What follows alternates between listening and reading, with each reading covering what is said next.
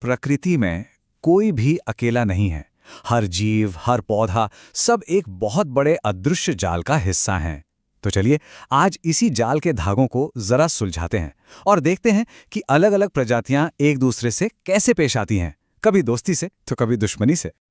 हम सब ने सुना है कि जंगल का एक ही नियम है, सर्वाइवल ऑफ द फिटेस्ट, यानी जो सबसे ताकतवर है बस वही बचेगा। पर क्या ये पूरी सच्चाई है या कहानी कुछ और भी है? आइए इस पहेली को मिलकर सुलझाते हैं।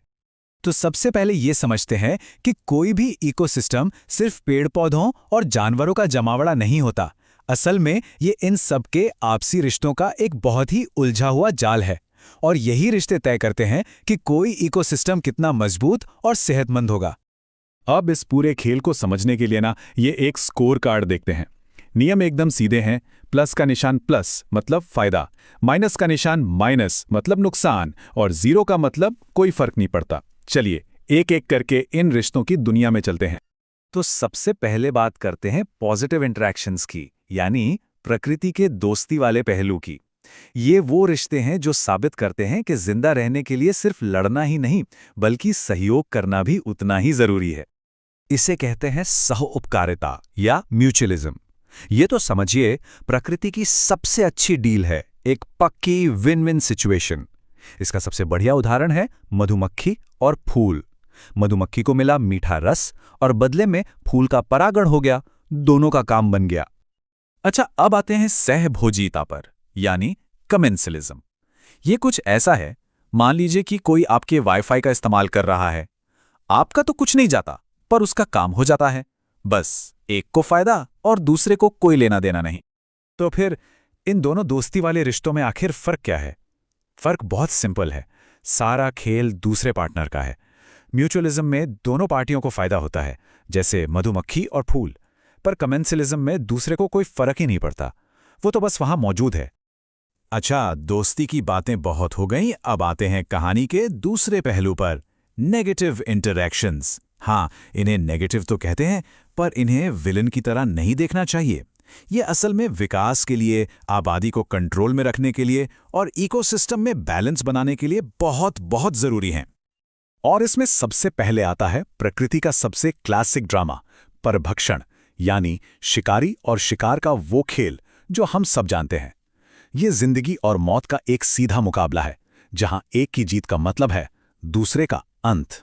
प्रोसेस तो एकदम सीधी सादी है। शिकारी शिकार करता है और उसे खा जाता है, लेकिन यही वो इंजन है जो फूड चेन में एनर्जी को नीचे से ऊपर तक पहुंचाता है। शिकारी को ताकत मिलती है और शिकार की आबादी भी काबू में रहती है। सुनने में भले ही थोड़ा क्रूर लगे, पर यह एक बेहद जरूरी बैलेंस है। अब एक और प्लस माइनस रिश्ता है, पर यह थोड़ा कह सकते हैं ज़्यादा चालाक है। यह है परजीविता। इसमें परजीवी अपने मेजबान को एक शिकारी की तरह तुरंत मारता नहीं, बल्कि उसे एक तरह का चलता फिरता लंच बॉक्स बना लेता है, जिससे उसे लंबे समय तक खाना मिलता रहे। तो शिकारी और परजीवी में मेन फर्क क्या हुआ? देखिए, शिकारी ज्यादातर अपने शिकार से बड़ा होता है और उसे तुरंत खत्म कर देता है। दूसरी तरफ परजीवी अक्सर छोटा होता है और अपने मेजबान के सहारे जीता रहता है, उसे धीरे धीरे नुकसान पहुंचाता है।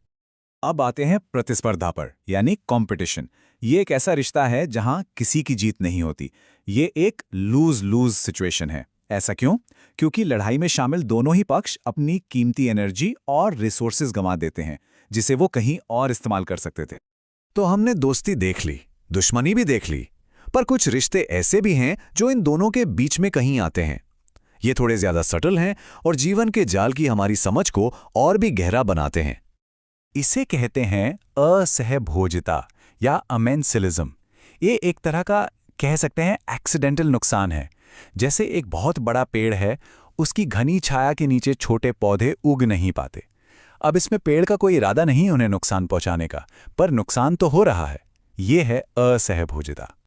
और आखिर में आता है सबसे कॉमन रिश्ता, उदासीनता। मतलब तुम अपने रास्ते, मैं अपने रास्ते।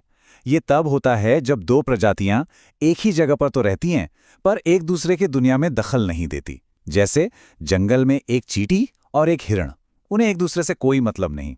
और मजे की बात यह है कि प्रकृति में ज्यादातर रिश्ते असल में ऐसे ही होते हैं।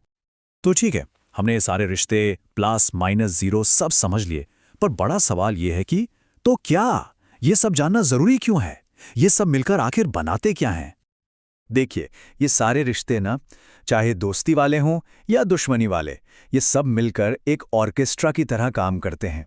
शिकार से आबादी कंट्रोल में रहती है, कंपटीशन से नई चीजें निकल कर आती हैं, और ये सब मिलकर ही एक सेहतमंद डायनामिक इकोसिस्टम की धुन तैयार करते हैं।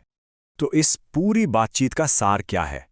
सार बस इतना है कि प्रकृति में कोई भी, सच में कोई भी अकेला नहीं है। हर जीव, हर रिश्ता उस विशाल ताने बाने का एक जरूरी धागा है, और अगर एक भी धागा टूटता है तो पूरा कपड़ा कमजोर पड़ जाता है। लेकिन अब जब हम ये सारे नियम समझ चुके हैं तो एक सवाल जरूर उठता है। हमारी अपनी गतिविधियां जैसे प्रदूषण, जंगलों का कटना और क्लाइमेट चेंज इस हजारों साल पुराने जाल को किस तरह से उलझा रही हैं? याद रखिए, जब एक धागा खिंचता है तो पूरा ताना बाना हिल जाता है। ये एक ऐसी बात है जिस पर हम सबको सोचना चाहिए।